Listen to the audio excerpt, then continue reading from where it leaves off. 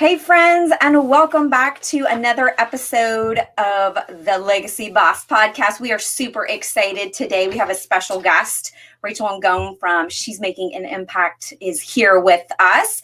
Rachel is the host of She's Making an Impact podcast. She is a business and lead generation expert, helping purpose-driven entrepreneurs drive more traffic, leads, and sales through Pinterest, blogging, and strategic use of automation. Rachel went from being on food stamps with a negative 400 in her checking account to a multiple six-figure online business. She now helps others do the same with her signature courses and programs. Rachel has lived in Kenya, got married in Morocco, spent 2 years in France. I'm so jealous, and currently lives in Dakar, Senegal.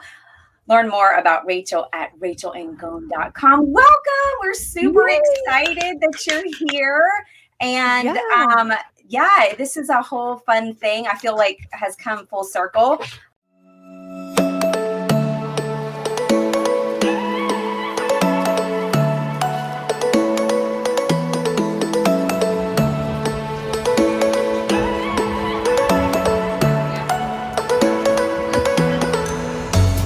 So Rachel and I met, I would say, when was your very first challenge?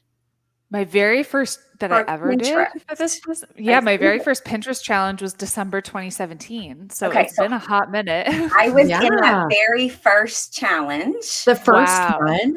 The very first one. And one of the things I loved about Rachel was this high vibe energy. Like she was just always excited and she was super passionate. But the one thing that drew me to her personality was, well, there was a couple things, but the number one was that she was super authentic. And that, like in the industry at that point, there was a ton of people that were coming in, but there wasn't a ton of authenticity. I know that sounds really bad, but it's the truth. And so the other thing was the fact that she did share some of her faith. So that there was two things that kind of drew me because we had some of those things in common.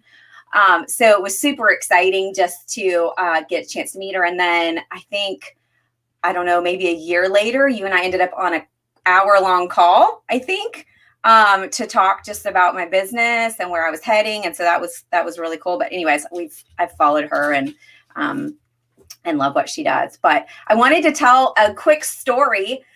This just kind of, you haven't heard this yet, Rachel, but you did a email sequence for your friend, Christina Jindali, about saying, hey guys, my friend is doing a challenge for how to grow your Facebook group.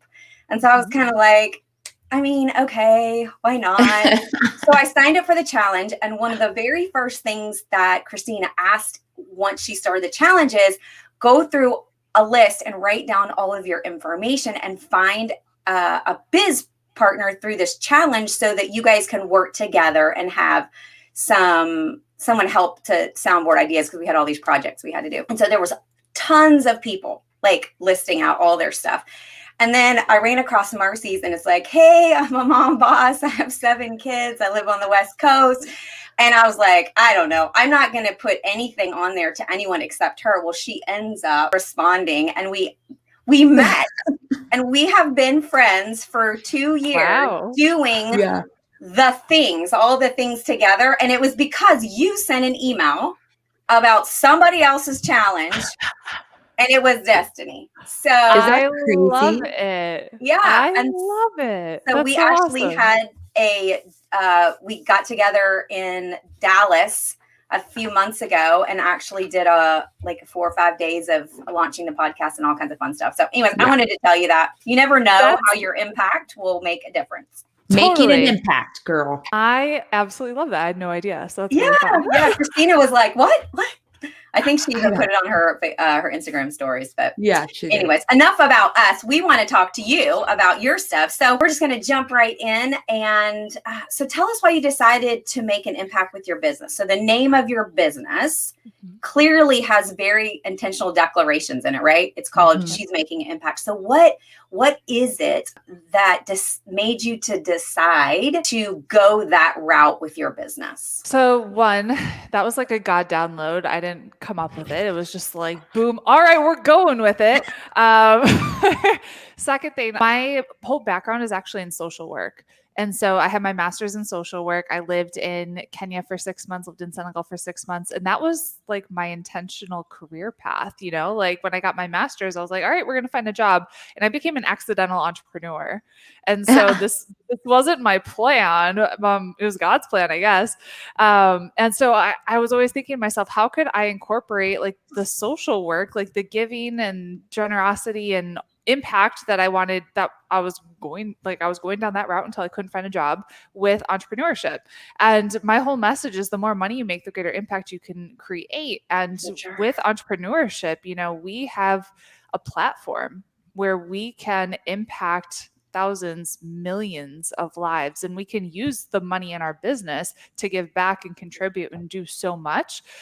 So I truly believe through entrepreneurship, we can change the world. And it's not me making an impact, it's our community. Like our community is just crushing it. Yeah, so good. I think that one of the things that, it's all what the Legacy Boss is all about too, is like not just leaving a legacy for future generations, but now the legacy is now. It's what we're creating as something that's just greater than ourselves, right? Marcy and I talk about this all the time. Like, what are we doing that's creating more than just this silo or this nuclei of just for ourselves? Because if that is the only point to us building wealth or creating any type of business, it's going to lay on a pretty shallow foundation, right? It's not going to mean much. So that's awesome. I think that we are always needing to be intentional about where we are going, because we won't know when we arrive if we don't.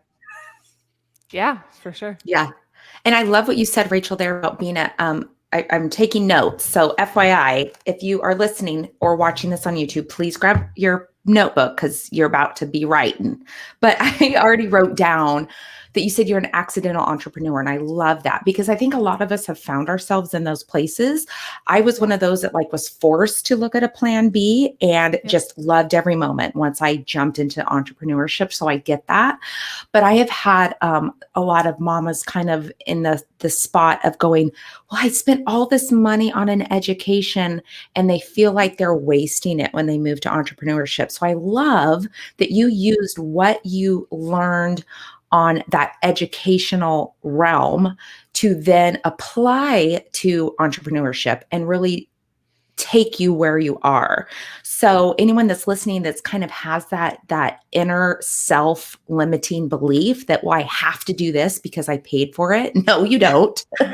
Just take what you applied and how can you then make an impact in someone else's life with your new entrepreneur journey. So I love that. Yeah, okay.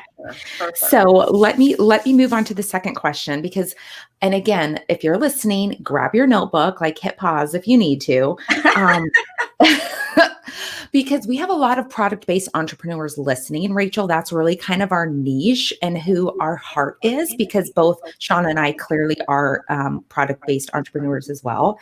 And a lot of us want to know, you chose to use Pinterest as your platform, right? To grow your business. But why was that the platform that you chose?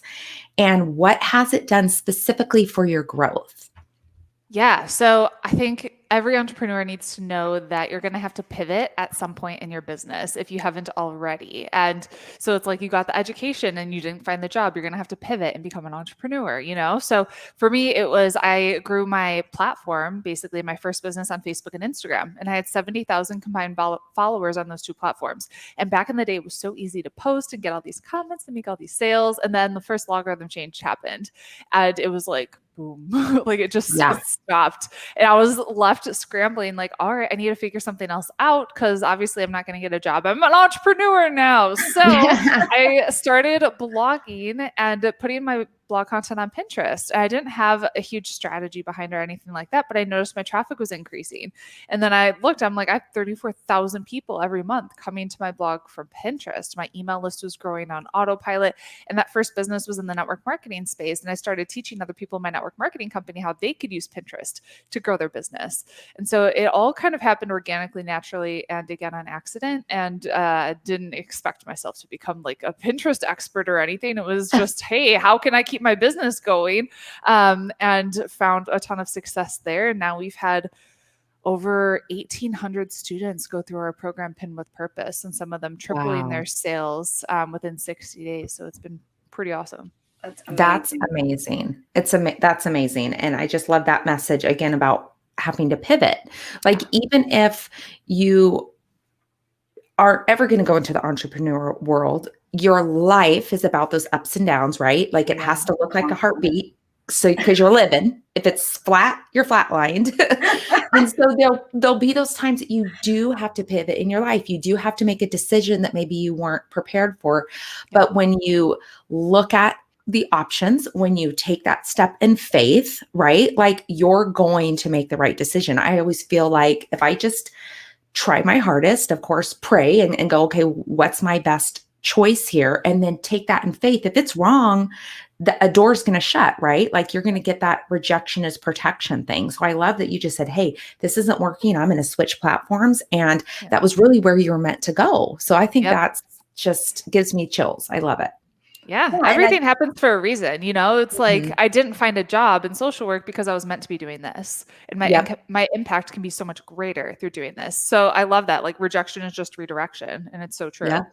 Yeah. I told my husband that the other day. He was frustrated about something. I was like, that didn't happen. I said, listen, rejection is protection. You have no idea on the other side what that was going to look like. And he just looked at me like, okay, that's one way to look at it. But seriously, we take every single thing of rejection as a personal affront to us. Like, how could this happen to us? When I think a lot of times that those doors that slam it's really just, it's almost like a maze. We've come to the end of it and we're not supposed to keep going straight. We've got to figure out another way.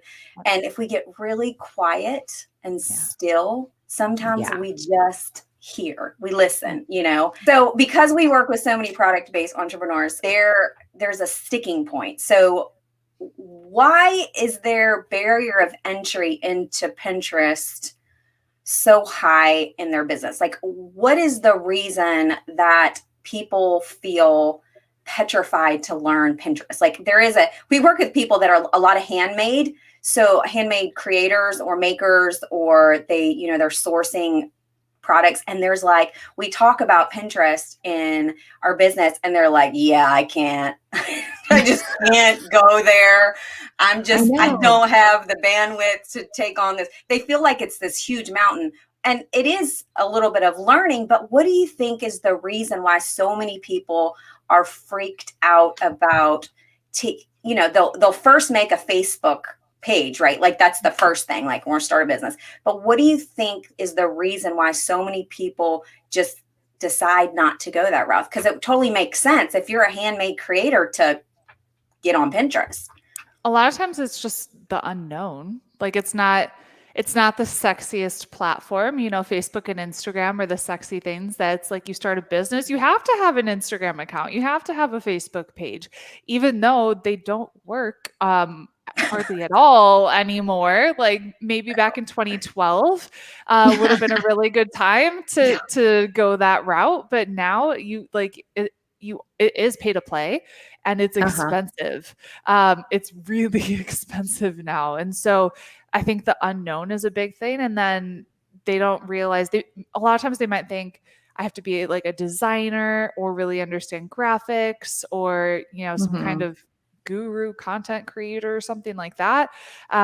It doesn't have to be that hard. And I always tell people, I'm like, there's nothing special about me. I don't have a degree in marketing or social media. I suck at design and graphics and all of that. If I can figure it out, you can figure it out. Like, absolutely. So where would you suggest people start? I know that one of your favorite sayings, which I have used, Marcy has heard me use this a few times. Here we go. But messy action is better than no action, or, just sometimes you got to start scared, and done is better than perfect. All these things that I constantly am telling clients. But what would you suggest for them to say, okay, throw the gauntlet down. I'm going to make this happen this week. This is on my to-do list, and it may not be pretty. It may not be the best, but I'm going to do it. Like, where should they put their time and energy into really developing a mindset around doing it. I think the biggest thing is just understanding the overall strategy of using Pinterest as top of funnel. And so think of, you got a funnel, right? Pinterest is at the top. And so we're getting leads from Pinterest, and we can talk about how Pinterest is a search engine and all that stuff. We're getting leads from Pinterest. They're searching for something specific. They find you. They land on your website. Your website and blog, it's the same thing.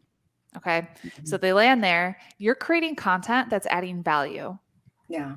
So you're building that know, like, and trust factor. And then within that content, you have a place for them to get a free gift in exchange for their name and email. So they become an email subscriber. And then you have whatever sales mechanism you want to use, like a webinar, or you're sending them to a checkout page, whatever that looks like. But it's just Pinterest to blog content, email list, become a paying client. And so that's the overall strategy. And so understanding what that looks like, how does someone find you on Pinterest? You got to understand your ideal client and what it is that they're searching for on the platform, because Pinterest is a search engine. And so if you can get inside of the head of your ideal client and really niche down and get specific, so it's not just, weight loss, that's not specific enough. We need to think, okay, maybe I'll become an expert in intermittent fasting or keto. That's what I did. So just think about like how you can niche down and get more specific. My face just like hit like 0 to 100 because I'm like in the I'm in the keto flu right now, and so make sure you're getting your electrolytes. I know. Well, and my face just did a little different thing too, because I'm like, Shauna, because I'm always the one preaching her niche down, Shauna. We're niching down. And she's like, is this too small? I'm like, keep going. Keep going. Yeah, it's the same thing on Pinterest. Like, it's just overall business marketing principles. You want to be niche. Because when someone's searching on Pinterest, you want to be able to show up at the top of Pinterest. So it's got to be a specific long tail keyword, which is just a short phrase that they're going to be searching for. And then when they land on your blog, you want to make sure your blog is related to the thing that they were searching for. So if they are searching for keto for women, and they land on a blog, and the blog is a lifestyle blog with all kinds of crap that aren't really related to keto, they're going to go back to Pinterest. Right. But if they search for keto for women, they land on your blog and it's all things keto, and you have a free keto meal plan and a keto program, they're going to be like, hey, I hit the jackpot. This is amazing. This is exactly what I was looking for. Yeah. So what about the product-based bosses who go, well, guess what? I don't have anything that's a freebie like that. I sell soaps, or I have a clothing line, and they have to come purchase my stuff. So then the automatic limiting belief goes, I'm going to throw that out, and all I can do is post images of what I sell and link back to my store, which we know is detrimental to the Pinterest algorithm, but it also is not leading them to the person that wants to know, like, and trust them, and then build that rapport. Yep. So it's a transactional. We did a podcast, if you haven't checked that one out yet, versus transformational. The transactional sale versus transformational sale is going to keep them stuck in only purchasing that thing and not building any brand trust. So talk to the person who's like, listen, I got a product I got to sell, so I don't have any freebie giveaways, on how they can introduce that into their branding, because I think it's super important. And I think Marcy and I talk all the time, like the thought process of always just selling is the barrier for people wanting to come into the business. Because honestly, if I'm going to see a sales post every single time on Facebook and Instagram, I'm out. Yeah. And so my first business was a product-based business. I was in network marketing. And so instead of just sending people from Pinterest to my network marketing website, which is what a lot of people would do because they're thinking short-term sale. Yeah. I thought, how can I brand myself and stand apart from all the other people in my network marketing company? So you couldn't even, like, if you go to that website, you probably wouldn't even know what company I was a part of. And that was the whole goal, is how can I brand myself and stand out and create a niche that could lead people to some of the products and things that I had to offer. But first it was branding myself, adding value, making sure I was standing out as something different than what everyone else is doing. Because if you're in a network marketing company, there's like 100,000 other distributors that are all screaming, trying to do the I'm pointing to same Marcy. trying to do the same thing. How can you actually stand apart? So it's the same thing with any kind of product that you have. You want to always think, how can I do it differently than everyone else that's doing it all this way? It's like they're shouting and now it's white noise and no one can hear. But if you actually will say, I'm going to take the time to add value to my person and build that know, like, and trust factor, you'll be way more likely to get that sale. And then when you do decide to pivot, because maybe you'll go from selling physical products to adding a digital course or do affiliate sales, or who knows what you're going to end up doing. Because what you're doing now, you probably won't do it forever. Those people that are on your email list because you did Pinterest right will most likely come with you because you built that rapport. No, I love everything you said, because I'm still a founding brand partner for my direct sales. And although I've now like have my own planner, my own products I have created, I'm still trying to tell them, which I do all the time. I'm like, okay, here's how we need to do this. Here's how you need to brand yourself. You cannot brand yourself as your company. You have to brand yourself as this. And there's people who listen, and then there's a lot who don't. And I think, if we're going to give some hard love, it's because it's easier. It's easier to just put up a post or copy and paste what everybody else is doing. So I love what you said about just becoming that white noise, and people stop paying attention to you. And that's, you cannot grow if you lose everybody because you're just another one of those. You know what I mean? And to be fair, a lot of times, like, when you know better, you can do better. Right. Because I was one of those people that was copying, pasting like the top people in our company. And I was like, if they said it, I could say it too, and it should work the same. It doesn't work that way. And I was posting the product things on Facebook being like, buy my thing, it just launched today. So I've been there. And when you start to learn, you do personal development, and you realize you have something of value to offer besides your company, and it's you and who you are as a person and how you can show up and add value. That's when things will really start to take off. Yeah. And I would just probably say for people that are listening, in regards to part of Shauna's question, is you still have something that you can create a freebie from. Like you don't have to go, well, I'm not a course creator, I can't create a freebie. You absolutely can create a guide, a how-to, a checklist, care tips on anything and everything. So just maybe go through, like, what are your frequently asked questions? What do people constantly ask about your product, and how can you turn that into something of value to give? Again, even if it's just a checklist, like, what to do with your candle when it's at the very end, or, how to pair certain necklaces with certain necklines, or it goes on and on. So stop that limiting belief of, well, I have to be this to create a freebie. No, just think, what are people asking me? What do my customers need? What can I give them that they're going to go, that was awesome that she just gave me that list. Sure, I'll give you my email, right? Like, you have to open your mind enough to pivot. Otherwise, you're just going to be stuck. You're going to be at the end of that maze, like Shauna said, and just sitting there when you can go right or left, and you're just like staring at the wall. Like, you can't do that. Analysis paralysis sets in. It's the one thing that we see over and over and over. It's like, I'm just stopping and totally frozen from making any decision for or against or sideways or whatever. And they're stuck in the rut. And I'm like, what's your next best step? I'm not asking for someone else's best step. What's your next best step? And I think that when that limiting belief is like, people get so much in the minutia of the details, they get so stuck with, they can't move forward, or they can't move at all. It's just a feeling of everything has to be perfect, but who's perfect?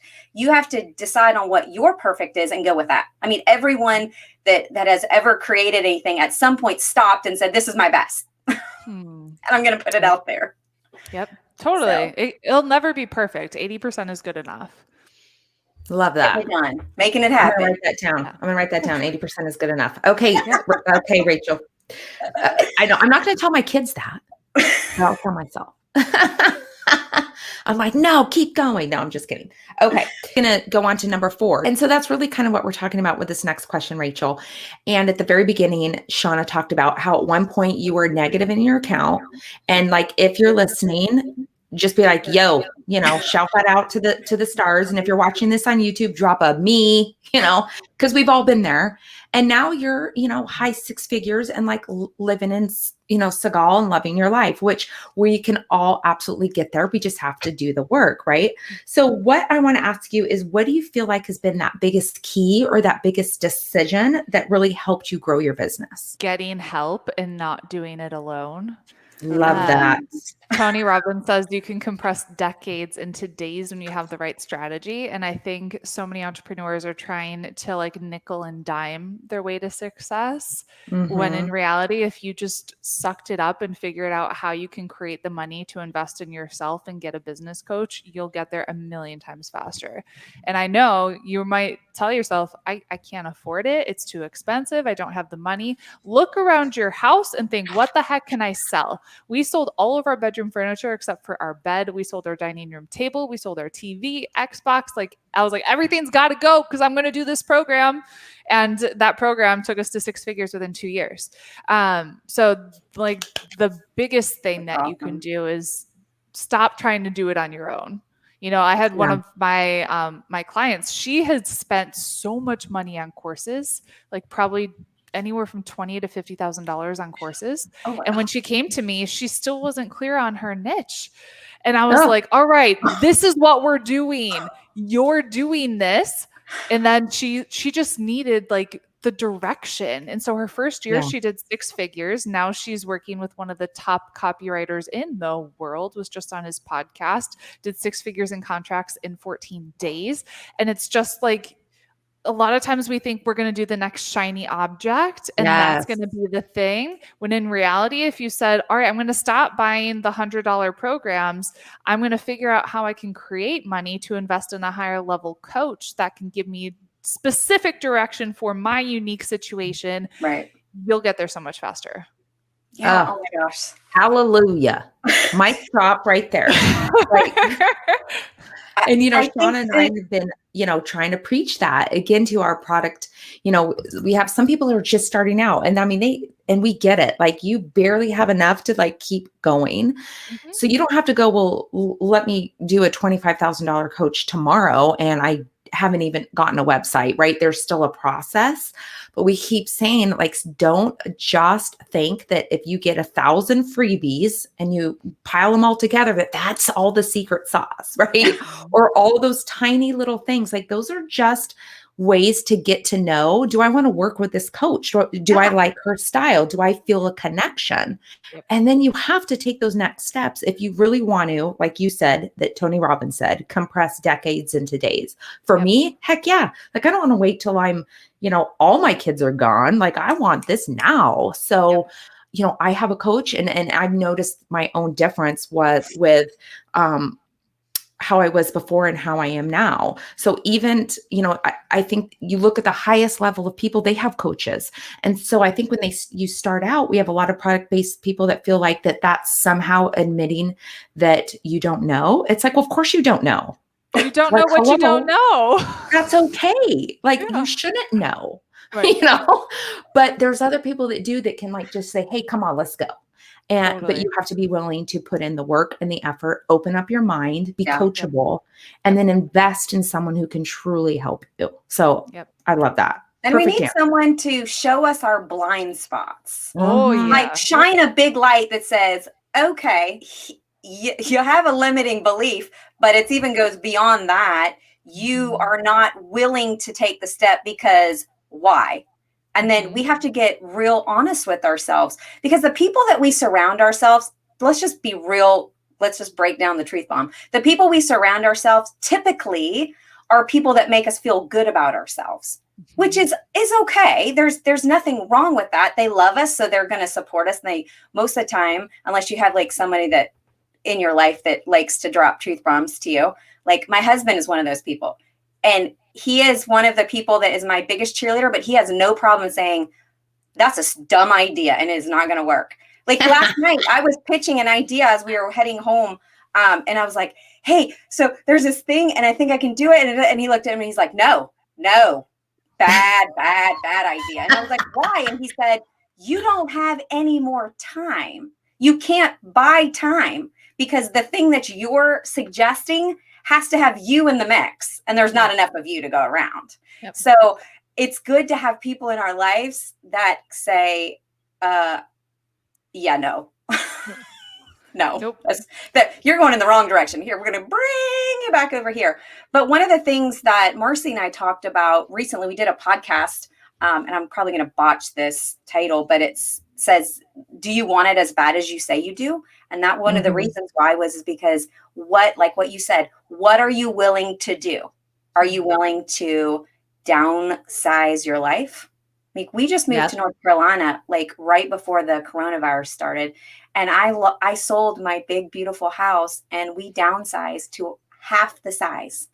Why? Because I wanted to break through the barrier and I wanted to have more impact. And I couldn't do that if we were buying all the things and doing all the things. And so, you know, I was listening to someone else's podcast recently and he's like, what are you going to do? Like, are you going to pull out the credit card to get a coach? Are you going to, like, what are you going to do to move yourself forward? Because everyone pays. You pay in time, trying to learn all the things. You pay in money, or you pay in just the frustration of spinning your wheels over. And everyone pays. It's just you got to figure out what your leverage is. Yep, totally. So good. I feel like I could drop 2 mics right now and just be like, I don't even know. Like, I just felt that filled my soul just because I feel that for me too, like I have to stop my limiting beliefs when I need to say, wait a minute, I need to pull somebody in to address this because this is not my wheelhouse and this is not my best. Yes. Yep. Yeah. So I love it. I know. I'm kind of like, okay, I don't know where to go from here. This is just, I don't want it to end, but you want that you want to share with our audience? Any tips, tricks, anything that we didn't talk about that you feel like, hey, I think they need to know this? Do you have anything you'd like to add? Expect it to be messy. Expect yourself to suck at some point and you're going to get better and give yourself grace. When you do a launch, when you do anything, it's going to like something's going to be broken and expect it so you don't freak out. Love that. Right. Cause I know like my niche is even moms, you know, mompreneurs, women who are trying to build that business that they love, but they have that desire to put their family above. Because I know, again, like when I first started my network marketing, it was like, well, you have to choose. Like I remember my first mentor was like, well, Marcy, if you want to grow this business, you have to hire a nanny and a housekeeper and probably go rent a space so you can get your work done. I was like, what are you talking about? I chose this to work from home so I could be with my kids. So I shut that noise out, although a lot of people would have bought into it. And that's really what spurred the business that I have now was I refused to buy into that. Right. So I love what you just said, that we have to, you know, let's grow, let's learn. I'm going to try my hardest, but there's going to be things that are going to make me fall, but that's also going to make me fall forward and learn. Like, I love it. I love it. Yep. Yeah, it's all good stuff. Okay. Well, I'm sure we could sit here and chat for hours, but I think we should just do a soundbite of her last comment. Like it's gonna be messy. Let's just post that. It's gonna be messy and you're gonna suck at it. I think that soundbite should literally go out to every entrepreneur because it's the truth. Yeah. It's going to be messy and you're going to suck. So you may hear that just as a soundbite on somewhere. So Rachel, tell everyone where they can find you on all the things and where they can follow you and where they can learn more about all your amazing Pinterestness and so that they can take their next best step and get some leveled up assistance to up their Pinterest game and their life. Yeah, so you can hang out with us on the She's Making an Impact podcast. And then if you want to get my 4-step framework to doubling your leads and sales in the next 30 days with Pinterest, just go to freepinterestclass.com. Awesome. And Okay, I'm going there. Let me write that down. She's all over social on She's Making an Impact, so you guys can check her out there. Thank you for being with us. We've had a blast. And as always, everything that you share is rooted in common sense. Common sense is not so common, but we love that you speak the truth and love for people to actually move forward. And success doesn't look the same for everyone, but you can get there. So yes, love it. Thanks for being with us. And thank you, Rachel. We'll see you next time on the Legacy Boss podcast. Wherever you subscribe, make sure you do that. And then if you are watching this via YouTube, make sure you hit that subscribe button and that bell so you get notified whenever we have a new video, and we will see you all next time. Have a great day, guys. Bye. Bye.